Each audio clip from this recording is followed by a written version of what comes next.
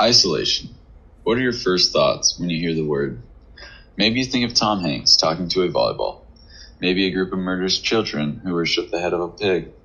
Or maybe even sitting in your house alone as a pandemic ravages the world. Isolation can come in many forms. One such form is confinement. Foucault describes confinement as a process of ridding society of the heterogeneous or the asocial, which served two purposes in society. The first was to isolate abnormal people from the rest of mankind. In confining the abnormal, humanity was able to live in what they would see as a better society without people who might disrupt the normalcy of life. However, by claiming these people to be mad or lunatics, only enforced social norms to avoid and devalue such people, causing them to become alienated from society, as Foucault later refers to by characterizing these people to similar experiences that lepers were put through, by forcing them into isolation with none too little contact with society. However, the confinement that the asocial experienced was within the walls of cells in madhouses rather than an island colony. These cells institutionalized the confinement to be for the betterment of these peoples, but the confinement only led to causation or greater mental disorders in its patients. One such example in literature is The Woman in the Yellow Wallpaper, which showed the main character to grow continually more insane with the time she spent in confinement. This story, yet fiction, was based on Gilman's own experiences with depression. The second purpose Foucault alludes to is in controlling the population. Fear of being isolated from society was very real in the 19th century. Wealthy men in England would send their wives to private madhouses if they disobeyed them, thus isolating them from society. This threat was very severe in Victorian England, where social events were key to one's livelihood, therefore allowing these men to have power over their wives. Many governments also used it as a way to keep citizens from speaking out and preventing uprisings.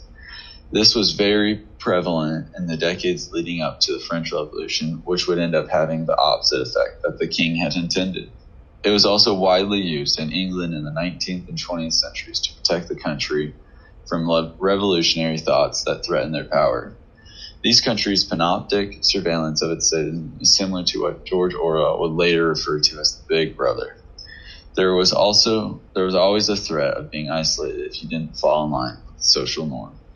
By utilizing confinement, these governments were able to change the landscape of their nations. Foucault states the process to have altered the familiar cityscape by giving them new faces, strange, bizarre silhouettes that nobody recognized. He refers to the public losing neighbors, friends, or even people frequently seen on a routine day. With these faces disappearing, new faces naturally replace them, which utterly changes the daily custom of life with different societal interactions. Additionally, confinement has the ability to entirely change people to become completely unrecognizable to their family and friends, unidentifiable, as they no longer act the same or have the same demeanor. Their whole experiences in confinement alters who they are fundamentally.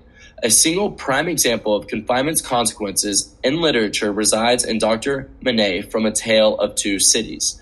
His experience in the Bastille makes him unrecognizable to his daughter and plagues his actions later on throughout the book. Confinement's extreme ramification is its transition of the recognized to become disguised by an alteration of their persona. Now that you know what confinement is, we can see how it materialized itself in Victorian London. Foucault mentions that confinement leads to alienation, and this was extremely common in the Victorian asylums. Inmates would be horrendously treated, disfigured, and even put on display for others to watch. And for Foucault, asylums were not a solution for the problem. They were meant to house it and eventually became problematic themselves. There are endless examples of inmate mistreatment. Inmates would be kept in straitjackets and other restraints for such an extended period that their arms were unable to move. In 1829, William Scrivenger, a patient at Lincoln Asylum, was found dead from strangulation after being strapped to his bed in a straitjacket and left overnight without supervision. Asylum officials would literally chain inmates to walls, strap them to beds, and even deprive them of clothes for endless amounts of time.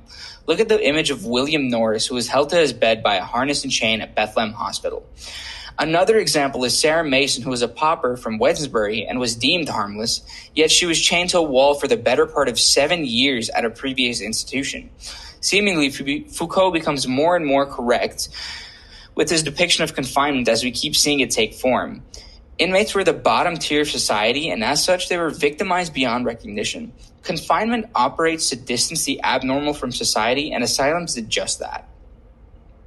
Foucault describes confinement with the physical and social aspect, which we just discussed, but there's an architectural element as well. Literally speaking, buildings like asylums were created to hold and contain a population of people that were considered undesirable to society. The mass confinement of some 300,000 people between 1800 and 1914 meant that asylums were being built left and right. Look at Northwoods Asylum in Bristol, and what do you see? Better yet, what do you not see?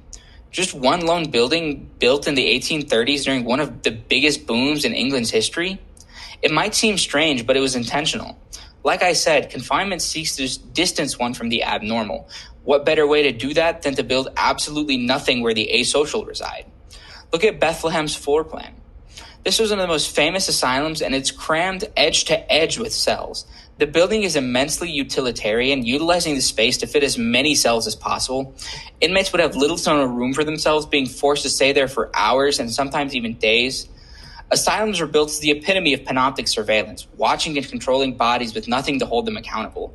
Victorian London's treatment of the insane was intrinsically confining. It kept them out of public sight and under the protective eye of asylums. Ironically, this same eye kept inmates restrained to beds and walls, and it didn't stop there. The buildings themselves were confining structures full of rooms with no other building stopping them. Victorian London's mass confinement of the mad depicts a story of punishment, alienation, and sorrow. Inmates were doomed from the beginning, being locked away from society with no opportunity to escape. The asylums were their prisons and punishers. Inmates would be restrained with chains, manacles, collars, you name it, for extreme amounts of time. The physical abuse that occurred was heart-wrenchingly commonplace and normalized. Foucault writes, through this gesture of confinement, something inside man was placed outside of himself and pushed over the edge of our horizon. Unfortunately, it seems man has had a breaking point within himself and a new character was created. This character was created from superimposed grades of exclusion and was primed to be exiled from society. The mad was this new character, and the evidence so clearly reveals that they fell outside our scopes of justice and morality. They were doomed to be outsiders to the rest of society, and we let them know it.